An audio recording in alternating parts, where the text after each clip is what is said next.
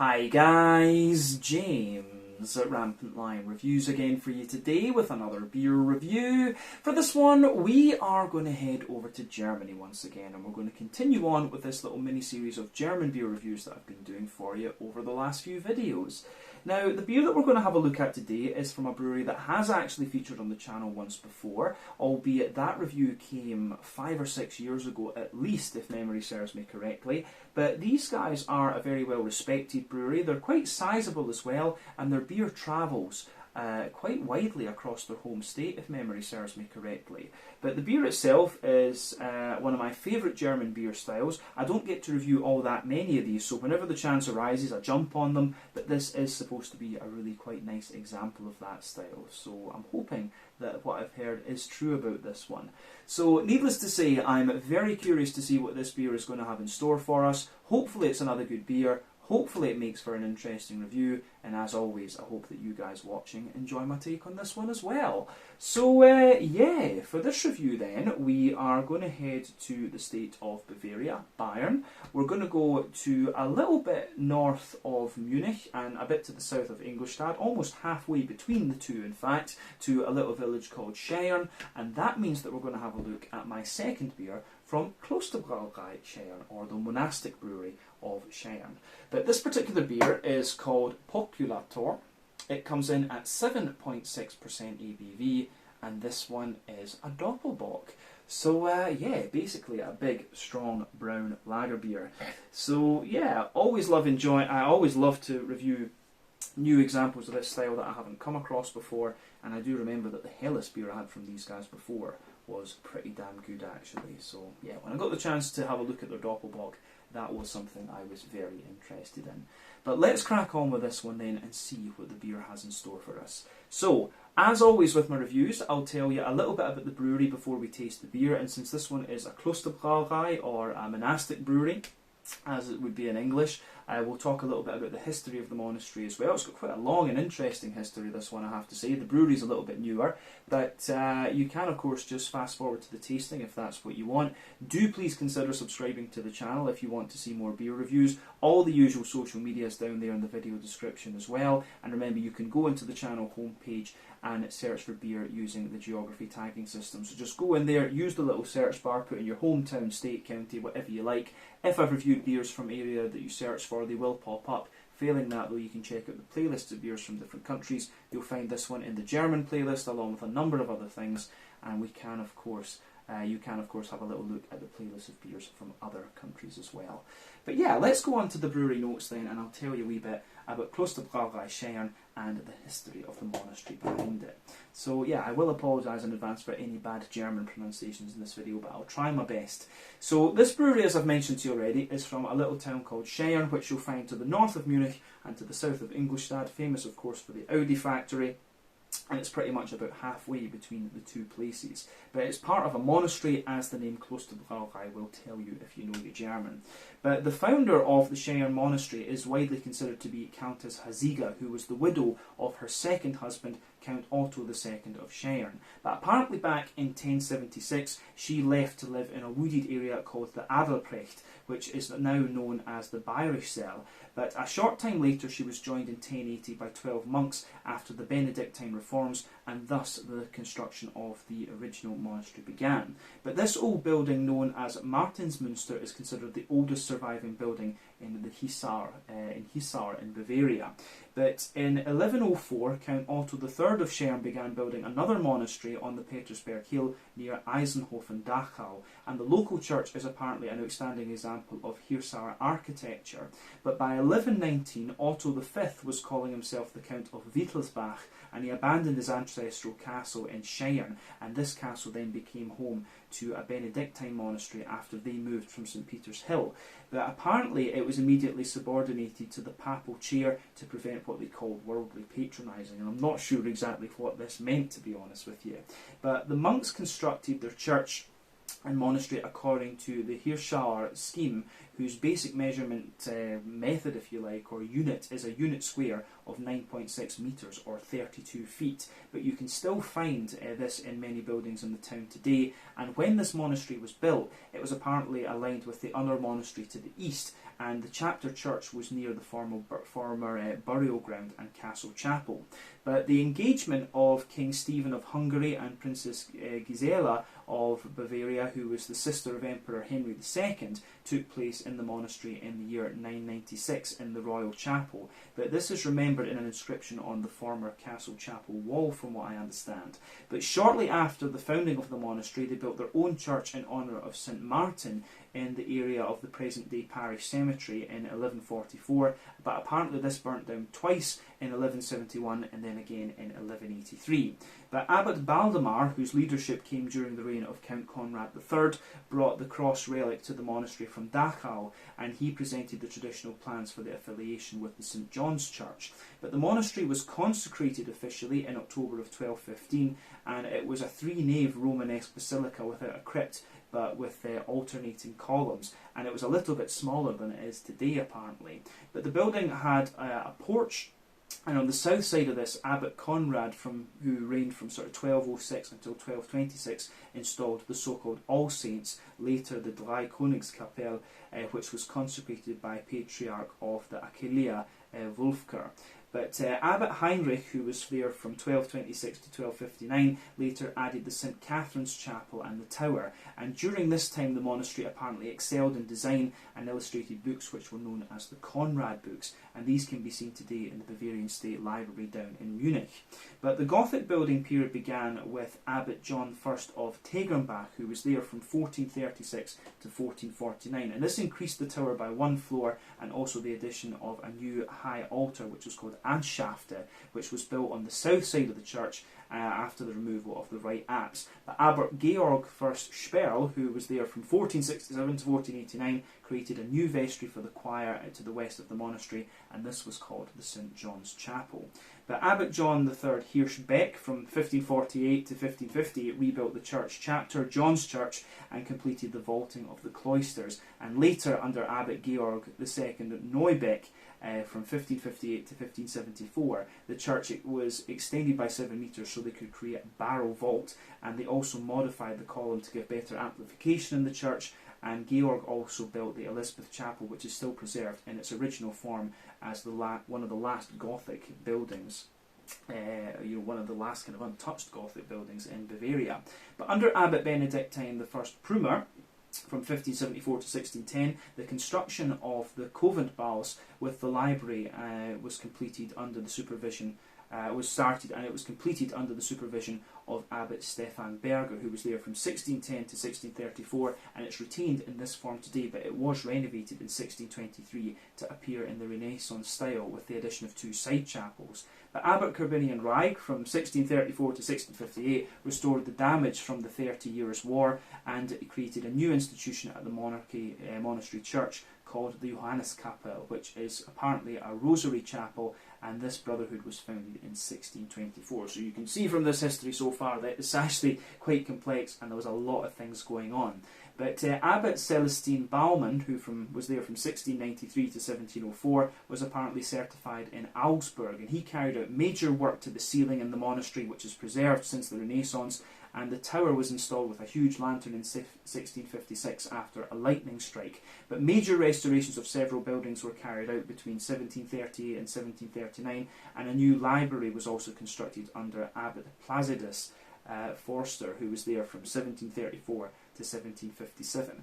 But Abbot Joachim Herfer, who was the next one after that, he was there until 1771. He prompted a huge renovation of the complete monastery in 1768 to the late Rococo style, which included the expansion of many windows and the addition of oak-built stables and a new yard, which was known as the Preilhof, in 1758. But of course, around this time, just after this, the monastery was dissolved in March of 1803 because of the secularisation policies, and then the parish church of St Martin was demolished in 1805, and the monastery buildings changed hands many times between different private owners. But the monastery was later re-established in 1837, and the year before this, King Ludwig I replaced the tower lantern with a Romanesque spire. But the next renovations of the monastery were quite drastic, and it was largely stripped down to create aisles and pillars of the same length, and the royal chapel was also renovated in this style too. But the outbreak of the First World War later on prevented further plans, and Abbot Simon Landersdorfer, who was there from 1922 to 1936, carried out a lot of restorative work on the monastery in 1923 to 1924, and then in 1936 a new monastery cemetery was established under Abbot Franz Scheyern. But the final exterior renovation of the church took place from 1965 under Abbot John Hawke, who was there from 61 until 1972, and his successor Bernard Lambert was also there as well.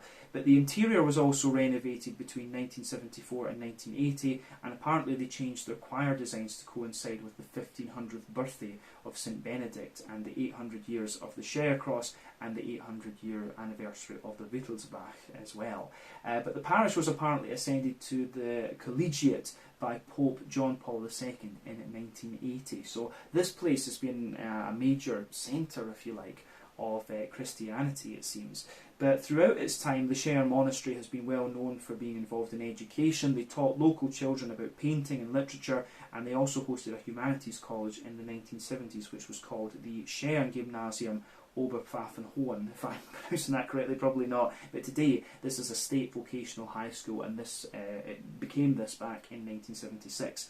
But the monastery today is involved in several trades such as bookbinding, tailoring, nursery, butchering, beekeeping, fish farming, and electrical and paintings workshops, in addition to the brewery, of course, and they also participate with several institutions in academic research for environmental purposes. But the monastery was never really a great monastery, but it remained a Benedictine home for 900 years, and it has had several notable achievements in both theology and Christian art.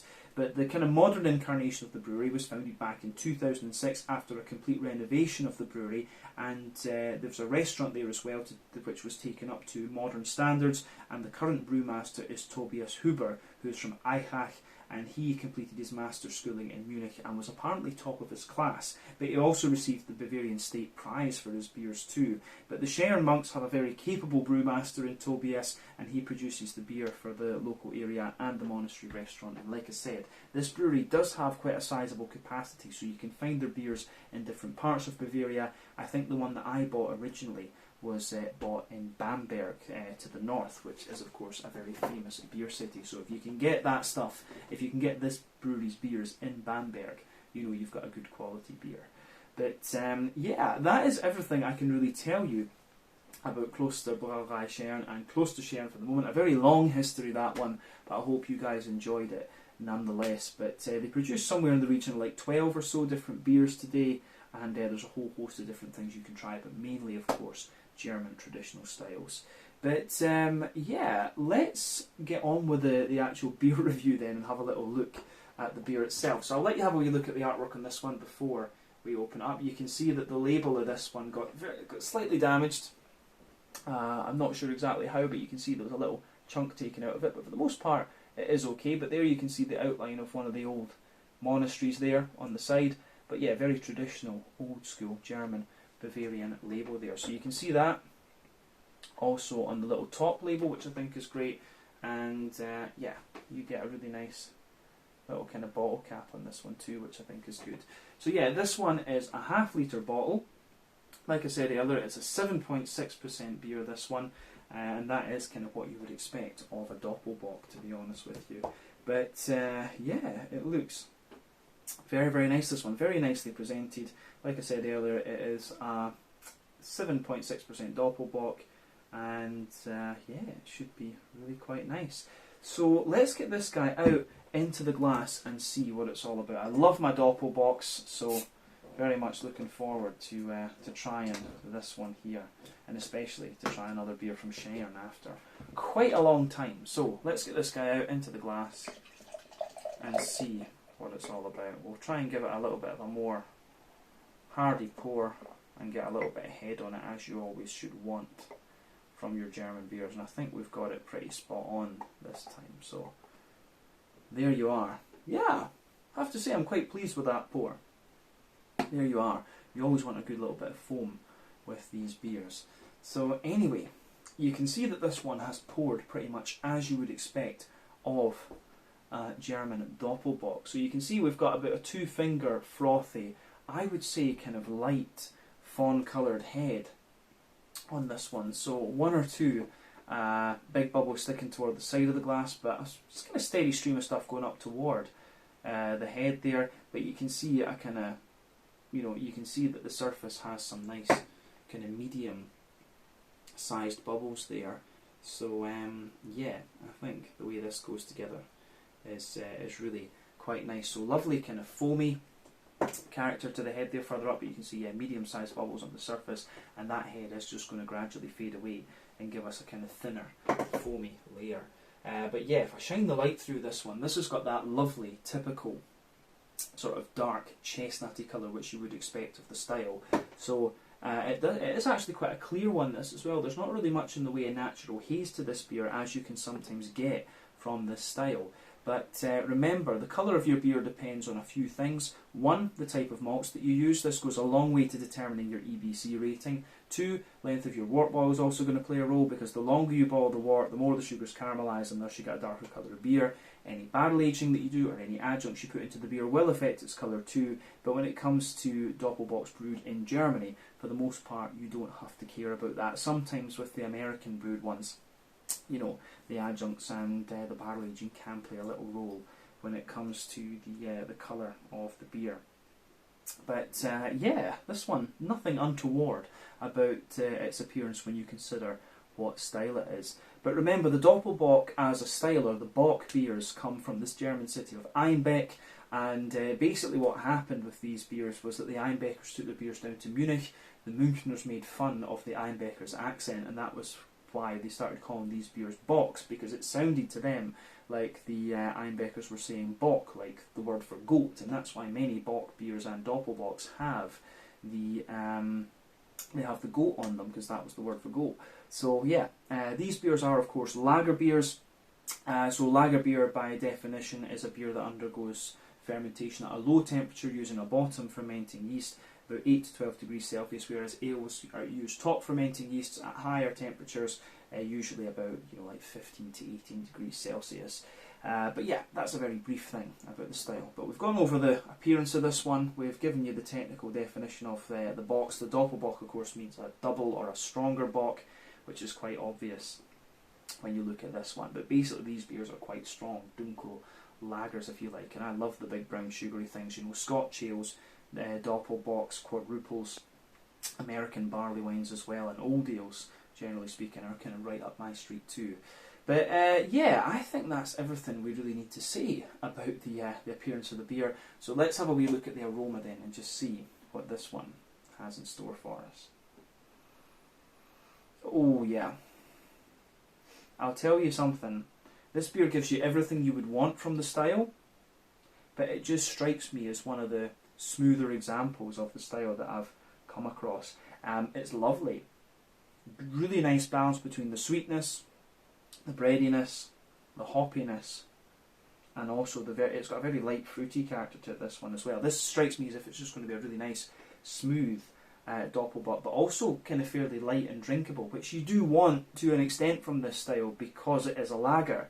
It smells great, absolutely lovely. So let's just try and break the aroma of this beer down a little bit and describe it for you more in depth, just as we always do. But it smells great, it really does. So, for me, the backbone of this beer, you've got a lovely little bit of like a kind of fresh, rye bready bread crust there. That is the backbone of the beer. There's a little touch of woodiness in there. You've got a little bit of an almost kind of like nutty character coming out of this one too. But above that, you start to get all these different types of breads coming out of this one. So, yeah, the bready character you get out of this is absolutely lovely. So big sort of, big sort of oily,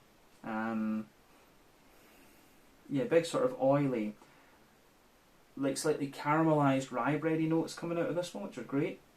Then on top of that, you have a lovely sort of, you get a sort of more pumpernickel bread, like a sweeter German wholemeal brown bready character. Then there's definitely more of a kind of grainy wholemeal brown bread in there. And then you start to get the brown sugars out of this one. So yeah, the way the brown sugary characters come out of this one is really nice actually. So for me, there's a whole host of things going on with this one. You have a little bit of a kind of toasty, you do have a little bit of a more kind of toasty, well-fired brown sugar in there, but then you also start to get the more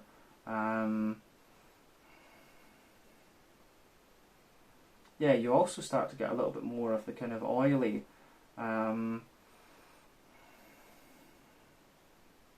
you get a little bit of the more oily and very slightly leathery brown sugars in this one. And usually when you get leathery brown sugars, that tells you that you had a little bit of a kind of longer wort boil. And that gives you all these kind of complex characters coming out of the beer, which can be very nice. But yeah, on top of that, you have the...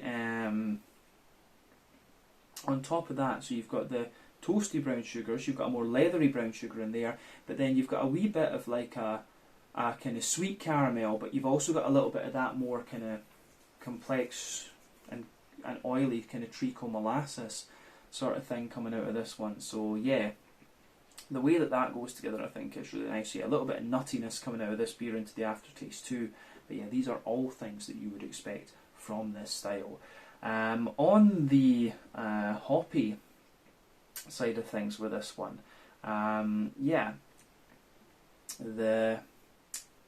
it's kind of what you'd expect, to be honest with you. I mean, the most popular hop I believe for brewers to use in Doppelbocks in Germany is Northern Brewer, because it gives you these red fruity characteristics. So yeah, for me, out of this beer you get a little bit of you get a lovely little bit of kind of like wholemeal. You get a little bit of a kind of earthy, like smooth earthy character coming out of this one, which builds a good bridge with the bready characters of the beer. So you have a little bit of earthiness in there, a little bit of a herbal kind of note to this one, and then you've also got you have a wee touch of floral character to this one, but not overly much. And then you've got a lovely kind of wet, grassy type character coming out of the beer too. So yeah, the way that all sort of pieces together in this one, I think, is very, very nice, and that, as I say, gets a big thumbs up from me. On the sort of on the green component, I don't think there's much else to say. I think we should focus a little bit on the fruity side of things now. For me, the fruity character to this beer, I do get quite a lot of plum out of this one. There's a little bit of a drier prune and date underneath it. There's a kind of figgy note in there as well.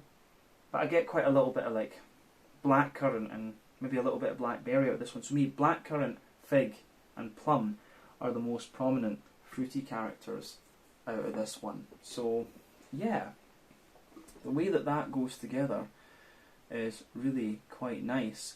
I think it's a really nice Doppelbock, this one, just from the aroma. I'm really excited to try this. It's got everything I would want, and it's one of the more... I've tried a few Doppelbocks and they've all been pretty good over the last few videos, but this one I think is potentially the best aroma that I've come across out of the ones we've had, actually. So as I always say, take a little bit of time to just enjoy the aroma of the beer before you get stuck into it. But I think it's about time for us to try this one and see what it's all about, because it smells great. So yeah, this one is the Poculator, coming in at 7.6% ABV, the Doppelbock from Klosterbrauerei Scheyern in Scheyern, Bavaria, in Germany. Let's get stuck into this one. Slange, Skål, cheers, Prost.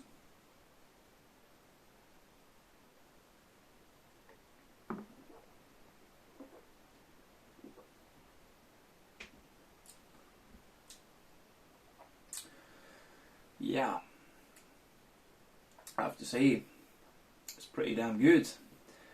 I took a nice big gulp of that just to let the mouth adjust, but I have to say, pretty satisfied with that. On first impression, it's got a very well-rounded flavour, this one, but it's actually a little bit more oily and brown sugar leaning than I thought it was going to be. Although in fact maybe that's a bit of a wrong thing to say, because it does smell quite sweet and it does smell like it's got quite a complex brown sugary character, but it just leans a little bit more that way than I thought it would. I thought you might get a bit more bread kind of pushing back against that. But as I suspected, this is a very nice Doppelbock. But when you get beers, these styles of beer from the kind of traditional German breweries, it's to be expected. It is to be expected. I remember the Schmucker Doppelbock that I drank when I was in Heidelberg. This one kind of reminds me of that. That was a really interesting find, that particular beer. So yeah, good stuff. Yeah, let's break this one down then and describe the flavour a little bit more in depth for you, as we always would do. But yeah, this is good. As I say, it gives you everything you'd expect from the style.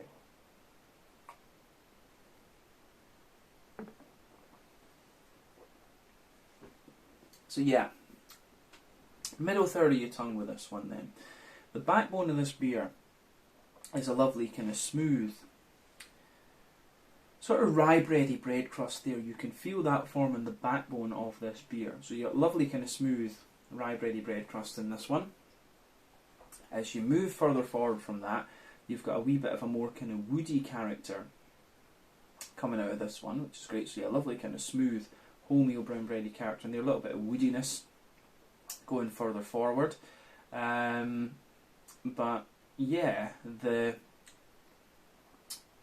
that comes out more into the aftertaste. But above that bread crust, you start to get the different bready layers in this one. And of course, the largest complexity in this beer, the strongest complexity, comes in the middle third of your palate. So yeah, you've got the bread crust in there. Above that, you get the kind of wholemeal. So you get the sort of rye bready character out of this, and it's quite a kind of caramelised rye bread that you get out of the beer.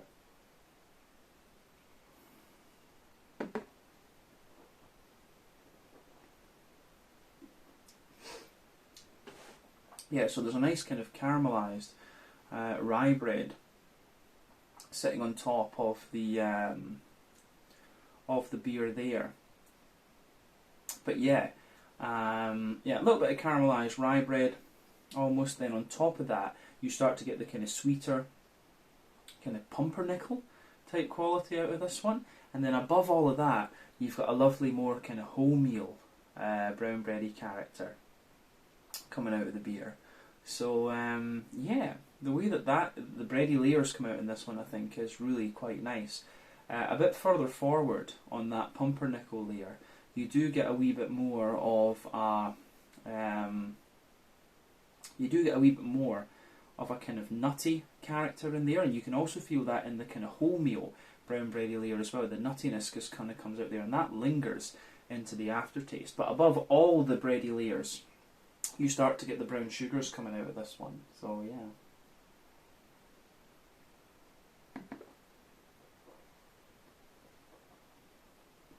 So yeah, for me, the brown sugars that come out of this one are really interesting. So I would say that on the the kind of brown sugary side of things, you start off with a more toasty brown sugar layer there. So yeah, the kind of toasty brown sugar layer that comes out of this one kind of lingers there. On top of that, you have, on top of the toasty kind of brown sugar layer that's there, on top of that you get a nice sort of I would say more leathery brown sugar layer that you've got the toasty layer, then above that you've got the kind of oily circle that sits in the middle of your palate.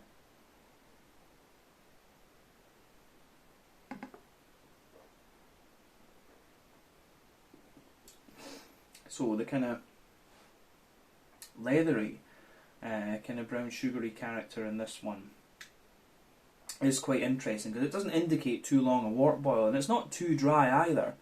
But I do like how that goes together for sure. So on top of that, you get a little bit more. You start to get a more sweet caramel kind of note coming out of it, but in the dead centre of that middle third of your palate, you get the more kind of treacly molasses type layer coming out of this beer. And the way that everything goes together in this one is really quite nice in that regard. You do get a little bit of an almost kind of biscuity character just sitting on top of all these brown sugars, but I really do like how everything kind of pieces together in this beer. And the thing about this one is that it kind of smoothens out or mellows out, if we can call it that, into the sort of flavour that I was expecting and the sort of nuances that I was expecting based on the aroma of the beer. So yeah, I do like that about this one, so big thumbs up from me. Yeah.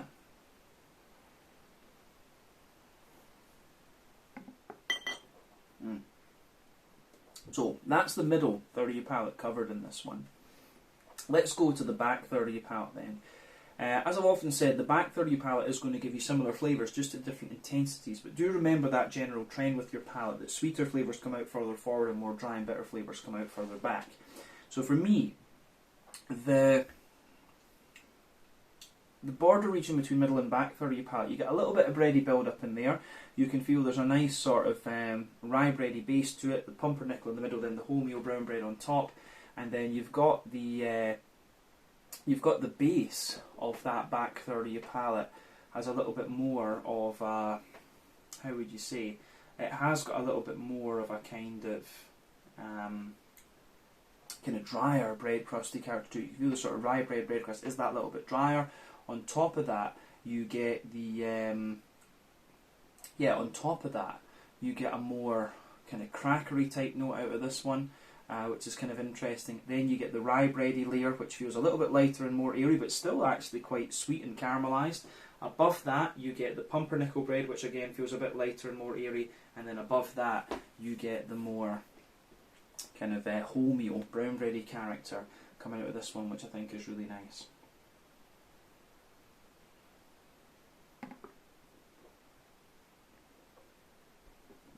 So, yeah, the way that one goes together is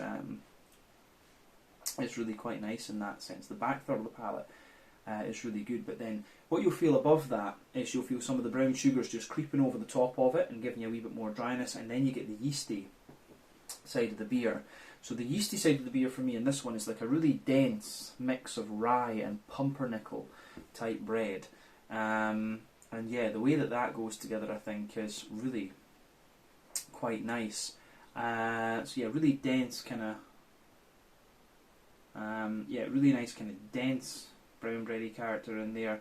Sweet caramel, toastiness, just kind of wrapped around that kind of dense yeasty character. But as I say, that just sits above everything else, and you can definitely feel that the back third of your palate, the flavour is taller, and as you move further forward into the middle third of your palate, it just kind of condenses down and squashes together that little bit more. So yeah, the way everything goes together in the malty and yeasty side of this beer is really nice. Let's focus on the hoppy and fruity side of the beer then. So the back corners of your palate, you've got a lovely little bit of earthiness there, and then as you move further forward, the earthiness does spread forward a little bit, but it gives you a little bit more of a kind of herbal character, and as you push forward toward the kind of front corners of your tongue, it's got a little bit more of a kind of lighter, it does give you a little bit more of a kind of floral aromaticity, but it's not really spicy or anything. It's actually quite a wet and slightly leafy floral note that comes out of this one, so I do like that.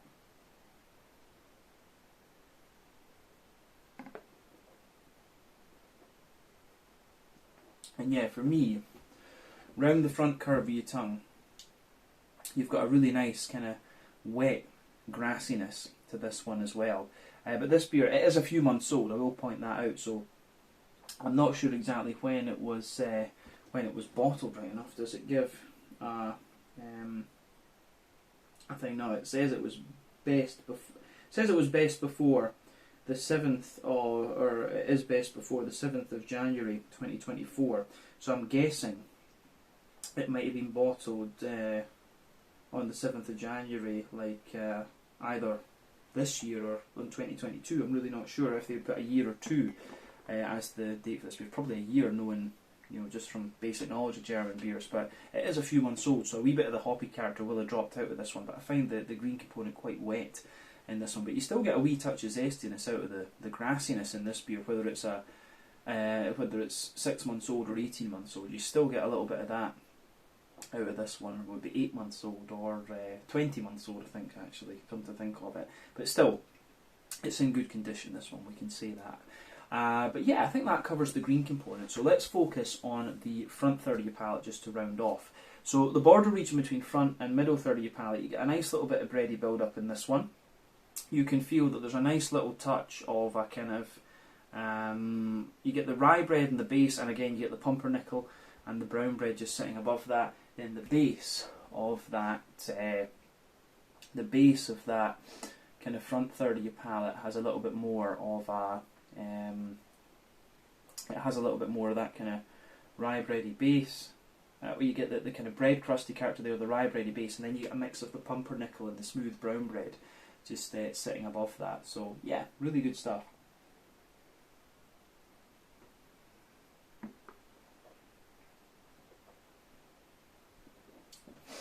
Yeah, the way that goes together is really quite, is really very, very nice.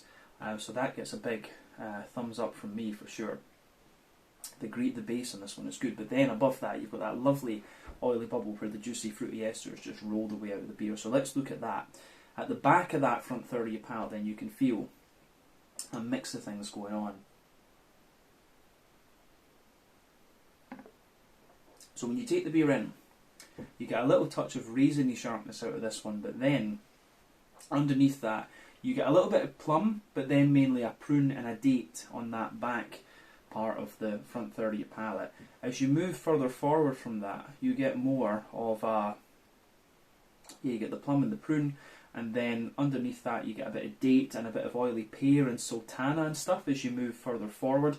In the dead centre of that front third of your palate you get a little bit of an oily fig, then you get a bit of black currant in the front half and blackberry sitting on top of that. So yeah, the way that those fruity characters go together in this one I think is really quite nice in fact. So it gets a big thumbs up from me. I do like how that pieces together in this particular beer.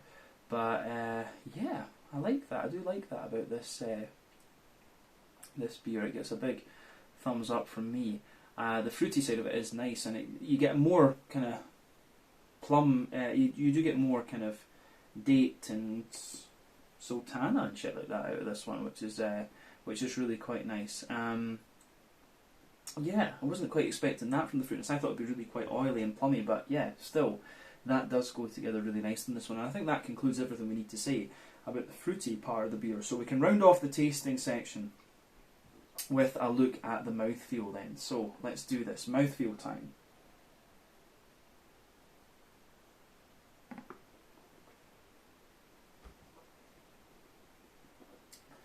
So for me, like I said, this is a very smooth Doppelbock. The more that I've drank of this one, I would say that it has smoothened out quite a lot. I would describe this beer as being kind of top end of mid-bodied, bottom end of full-bodied. Certainly has got quite a bit of thickness to it.